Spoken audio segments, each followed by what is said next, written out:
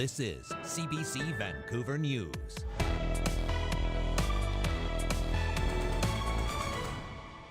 I expected to spend a long time with her, and it felt so sudden, and I felt like I lost a part of myself.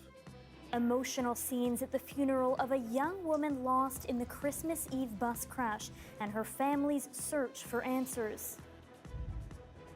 What we are announcing today ensures that people who need hospital care get it. Emergency operation centers activated across BC hospitals as cases of respiratory illnesses climb. It's a curveball for sure. And how a pigeon carrying drugs was apprehended at an Abbotsford correctional facility. Good evening and thanks for joining us. I'm Michelle Ghoussoub. Dan is away tonight.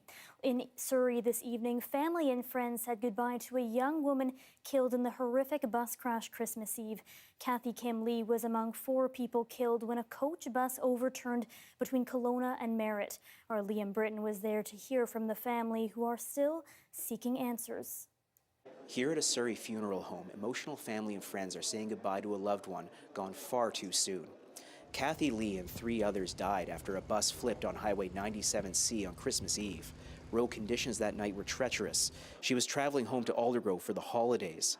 The last time Kathy's boyfriend Alexander Vaz spoke to her was less than an hour before the crash. She was wearing I had a blue sweater that I gave her, and she was wearing that, and she was eating chocolate, and she spilled some chocolate on the sweater.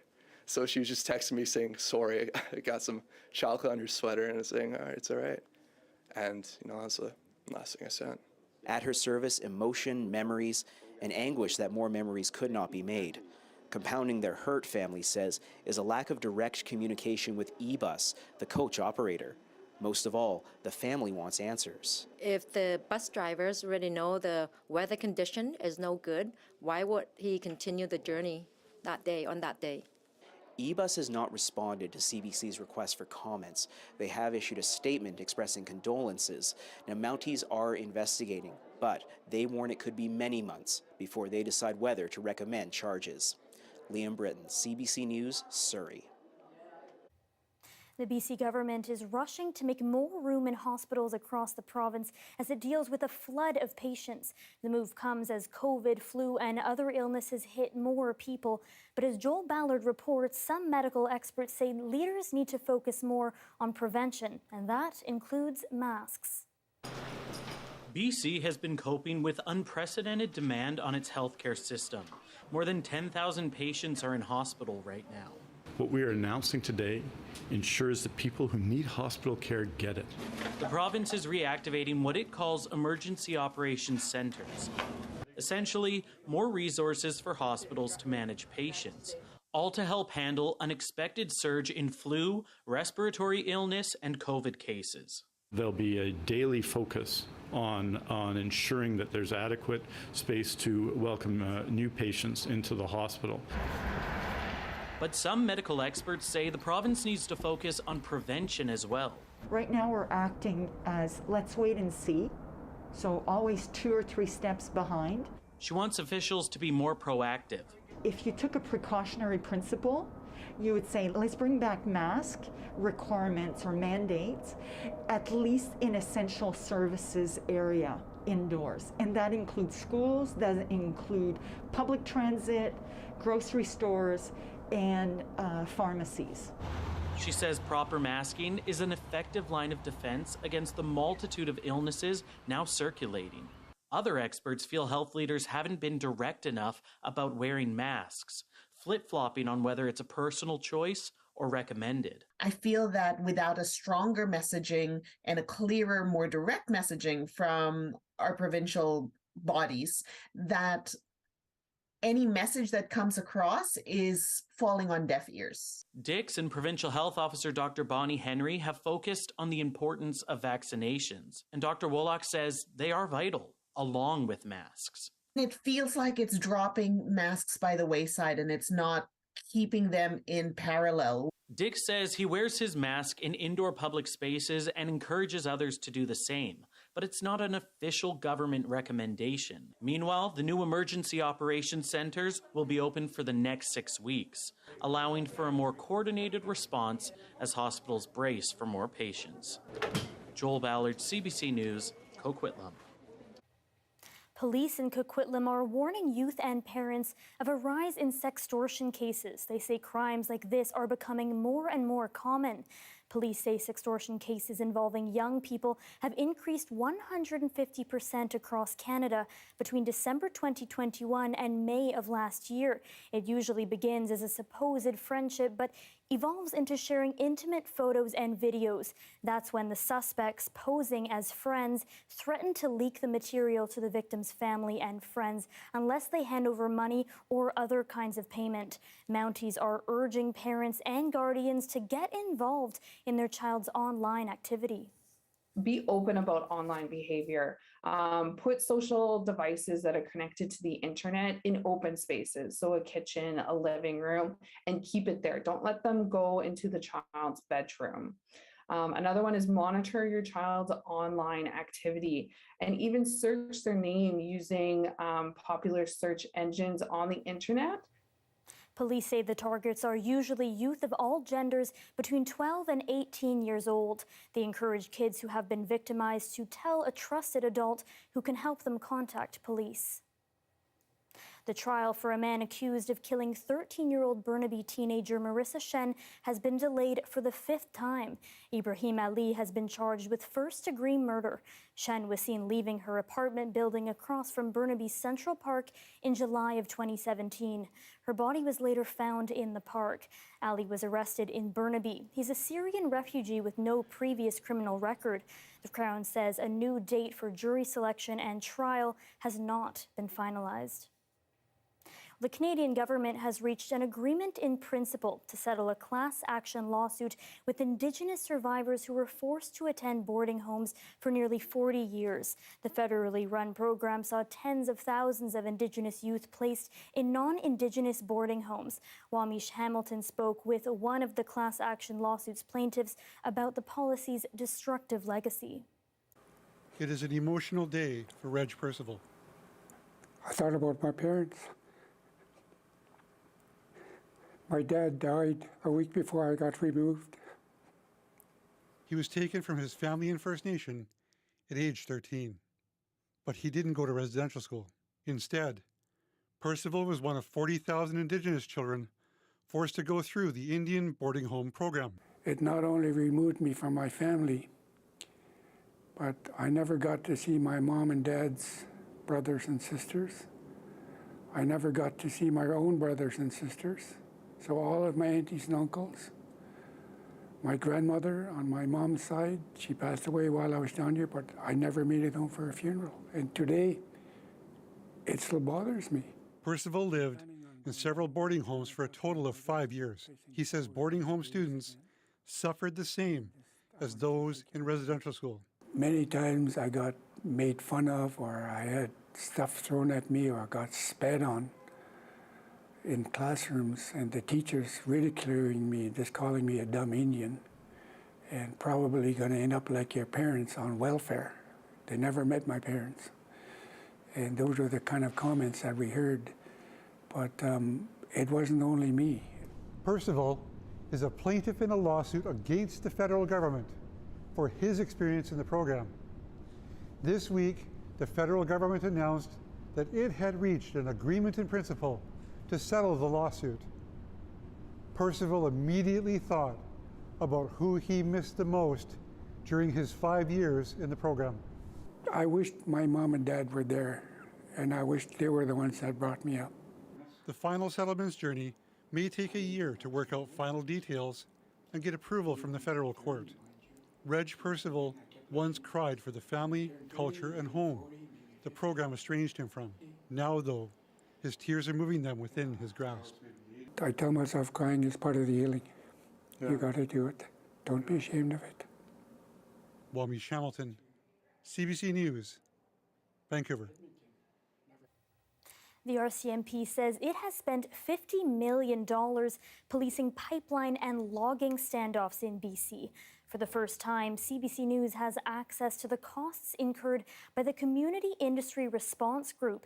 The RCMP squad is charged with policing resistance to resource extraction in our province. Since 2017, they spent nearly $50 million enforcing injunctions obtained by the petroleum and forestry sectors. Critics say the CIRG received a blank check with little oversight from governments. A blind BC woman is taking on her city government over what she alleges is discrimination. The Maple Ridge resident says city infrastructure is inaccessible for many members of the disabled community. As John Hernandez reports, her lawyer says the human rights case could set a new precedent.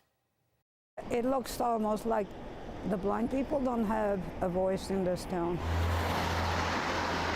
Maria Kovacs has lived in her Maple Ridge neighborhood for more than 3 decades, but over the last 10 years, she says she's noticed some unfortunate changes. The whole area here, it's done in a way that I'm not able to independently move around here. This bus stop near her church now has a bike lane that merges onto the sidewalk.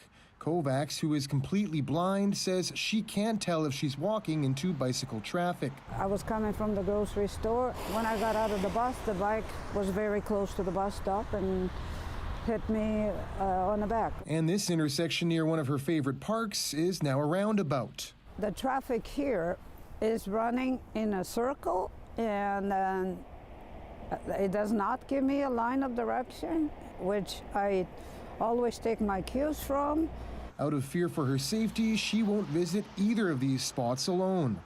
All of this, it's becoming, a nightmare. Kovacs filed a complaint against the city in 2018, alleging the building of this infrastructure is a violation of her human rights because it limits her independence. The city's construction of these intersections in a way that makes them inaccessible to people with visual impairment like Maria is a form of discrimination. The city declined comment to CBC News, but it has responded to her human rights file, saying these sites are up to transportation standards and meet the needs of the visually impaired. The case is still being heard, with the Canadian National Institute for the Blind now intervening.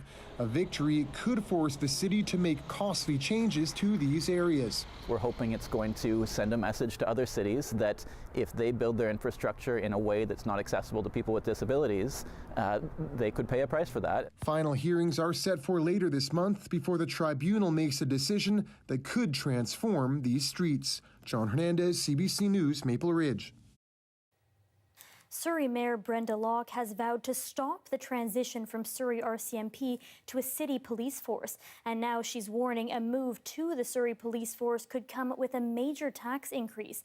But opponents are pushing back and publicly questioning the accuracy of her claim. Locke says Surrey residents could be looking at a one-time tax increase of 55% over existing taxes to recover from the cost of the transition.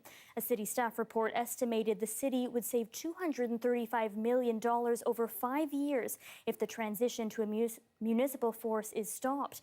Councillors from the Surrey First Party are calling Locke's claim nothing more than a scare tactic, but Locke is standing her ground. We know from our staff that there is significant cost to the Surrey Police Service, and when we extrapolated the numbers, they come to 55%. And there is so much concern about the numbers. There are 40 assumptions in the financial report that the city has sent to the province, and there are other reports floating out there, and the numbers just don't add up yet. Why she would do this, I have no idea. I think it's fear-mongering, and she shouldn't have done it. Anna said there should be an independent review of the costs around the transition. The final decision is still in the hands of Public Safety Minister Mike Farnworth, who is expected to make a decision early this year. Well, heads up for drivers heading to and from the North Shore tonight and early tomorrow. 2 southbound lanes of the Ironworkers Memorial Bridge will be closed until 6 a.m. The province warns drivers to expect overnight delays as crews repair a pothole on the bridge deck. The steel plate, which has been placed on the road to protect the repairs, will remain throughout the weekend. The province says further overnight closures may be necessary. You can now include more plastic products in your blue bin. The province's recycling program has been expanded. The increase comes into effect today. It means you can now put plastic cups, plates and bowls, as well as plastic cutlery, straws and food containers, even aluminum foil in your bin. Drop-off recycling depots will also now accept plastic sandwich and freezer bags and shrink wrap, as well as plastic carry-out bags. You can see a detailed list of the items now being accepted and where on recyclebc.ca/new items.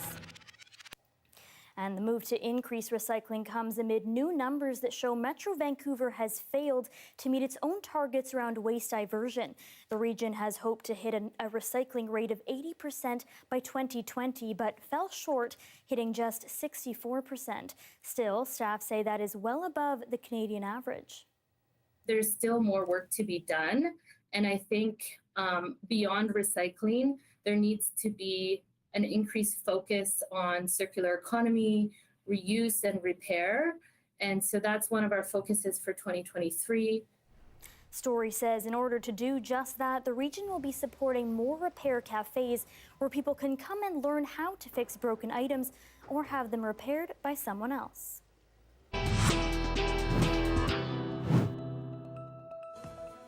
A historic drug bust for Fraser Valley prison guards as they foil an attempted airborne delivery. We'll have that story next.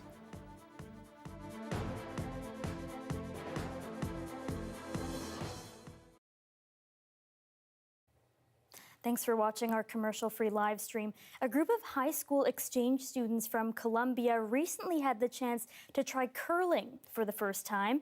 And for some, the hardest part was the sweeping. I thought like the ice wouldn't be a little less like slippery, maybe. But yeah, it's my first time trying like curling. Well, it is fun. I thought it could be a little more easy, yeah.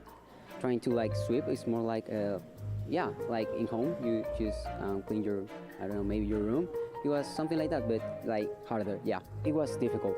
Well, like my first attempt, I didn't do it, like I was just only holding it. But then the second and the third, it was a little bit better. Yeah, but I think like if I do it right now, I could make it, yeah, to the home. It's my first time. I almost didn't know this sport exists at all. I knew some people chew that rocks, but I didn't know it was a sport at all. I think it was just a penalty for hockey or something like that, I don't know. At the beginning, I fell down, but after a few attempts, I could throw the rock all the way. I mean, it's easier than I thought. It looked really difficult, but it's really fun. Also a really cold place. You kind of skate. Yeah, I like skating. So it's fun when you kind of go through the ice and you feel like a bit free. It's easier than you think, though, but don't get too comfortable too soon because you kind of have to run in ice and you don't want to fall. Being from the country where they come from, they may or may not ever, try this again. But the fact is, they're able to try it today. They're smiling, they're happy, and that's really what matters. Why we want to do it is to involve as many people, many diverse groups, for all the right reasons to come out and enjoy it.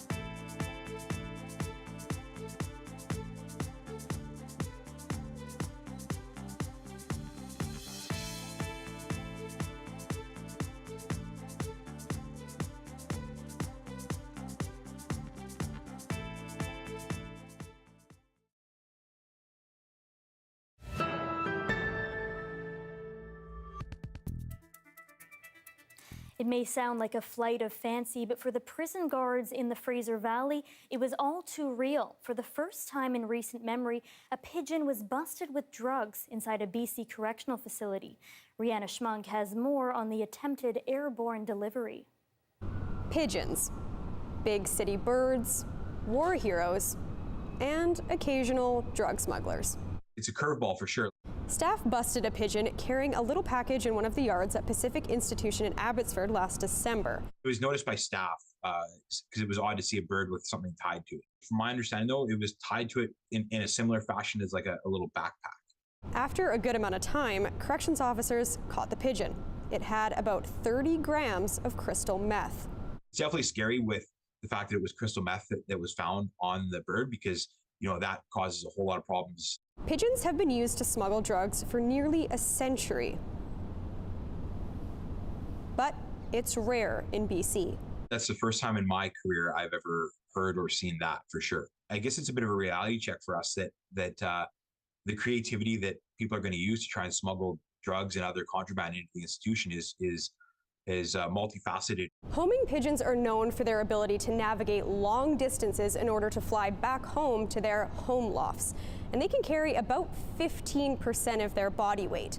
A few dozen ounces doesn't sound like much, but the 30 grams on this bird would be worth at least a few $1,000s. And in theory, experts say it would be possible for an inmate to train a pigeon to recognize a prison as its home loft.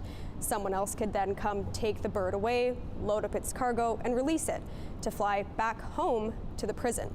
But that work could take months. Correctional Services Canada is investigating, but wouldn't provide further details. The pigeon in question was released back to the street. Rihanna Schmunk, CBC News, Vancouver. Tonight, we are witnessing the end of a political marathon that froze the U.S. government for days. At long last, the House of Representatives has a new speaker. Kevin McCarthy won that powerful position on his 15th try. What made this so drawn out was the Trump-inspired Republican fringe. They're small in numbers, but they held the balance of power in this vote. That dynamic likely to continue to play out in this fractured party as government returns to normal. Well, you're looking at a live shot of Georgia Street on a Friday night. Johanna will have your full forecast next.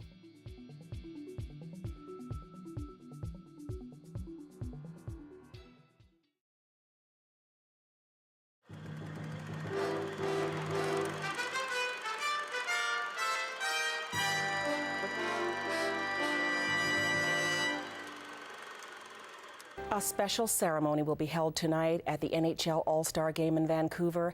It's a ceremony to honor Willie O'Ree. The left-winger from New Brunswick only scored 4 goals in his short career, but as Ian Hanamansing explains, his legacy lives on. How you doing? Good. He is one of the pioneers of hockey, but don't be surprised if you don't recognize him.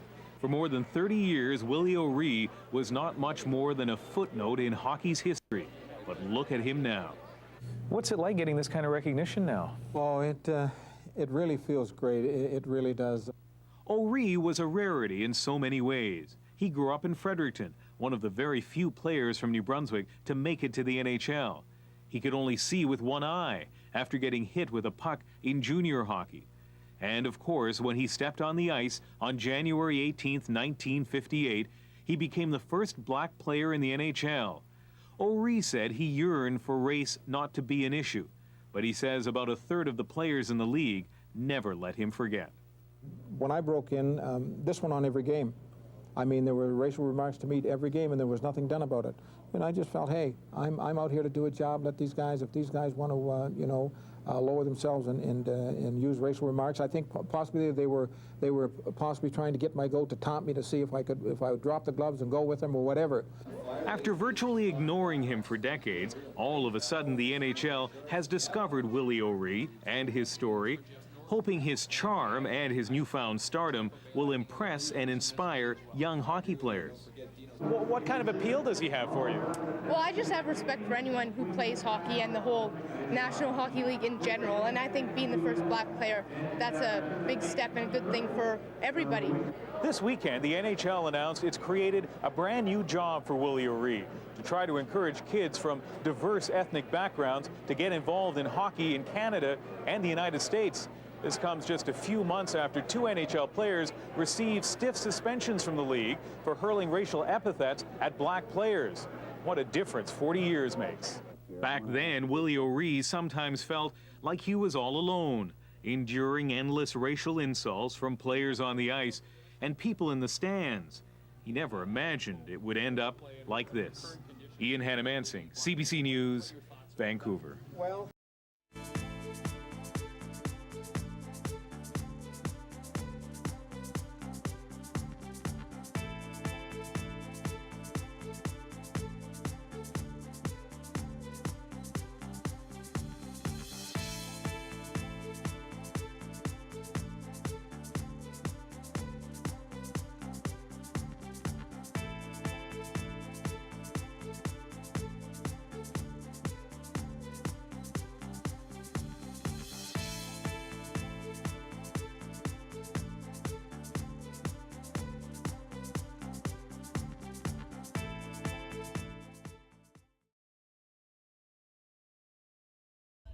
Land Back is a CBC original podcast where we uncover land theft in Canada and look at how Indigenous people are taking it all back. Land Back is out now on CBC Listen or wherever you get your podcasts. Hi, I'm Amy Bell, and here's what's in your CBC Vancouver inbox. Enjoy groundbreaking contemporary works of theatre, dance, music, and multimedia at the annual Push International Performing Arts Festival, January 19th to February 5th. And never miss a special programming series, event, or contest. Subscribe to CBC Vancouver's e-newsletter at cbc.ca/Vancouver inbox and keep connected with us. The weather update is brought to you by Direct Buy Furnace, installing the most reliable heating and cooling brand. It's hard to stop a train. And senior meteorologist Johanna Wagstaffe joins us now for a look at the weather. Joe, we made it to Friday. It's finally here. What does the weekend have in store for us?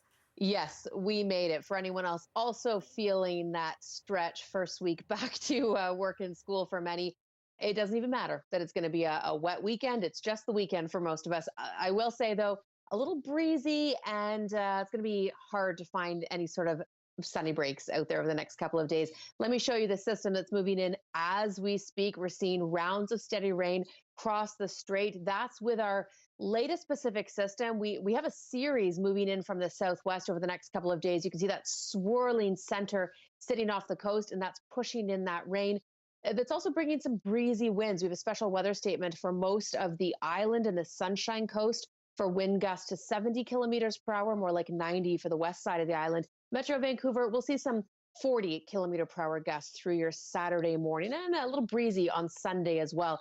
As far as rainfall totals go, we'll end up between 40 and 60 millimeters by the end of the day Sunday, really coming in two waves. As far as temperatures, it's been mild the past couple of days, sort of coming down to our seasonal of 7 or 8 the next couple of days across Metro Vancouver. We'll get some fresh mountain snow for anyone thinking of heading to the locals or up to Whistler. That this will fall as snow with snow levels up above 2,000 meters. And we do have a bit of a break as we head into early next week. But the pulses keep on keeping on. We'll sort of have to find half-day windows at best as we head into next week. Getting some sunshine tomorrow across the interior. It's gorgeous across the northeast. -10 wind chills in Prince George to wake up to, a -3 in Cranbrook. Look for a few flakes flying. And there's the breezy next couple of days. Monday, we'll get a few steadier rounds. Tuesday afternoon, our best shot at seeing some sunshine. It's a drier Wednesday, but Michelle, I think we're going to have to sort of play this one day by day, and don't feel too guilty if you're not outside. You know what? If it's a wet weekend, you just got to embrace it. That's what I'm doing. That's what I'm going to do too. Yes, good plan. All right. Thanks so much, Joe. You're welcome. Thanks so much for joining us tonight, the first Friday of 2023. For news anytime, visit cbc.ca/BC. Your next local newscast is on Radio 1 tomorrow morning at 6:30. Good night.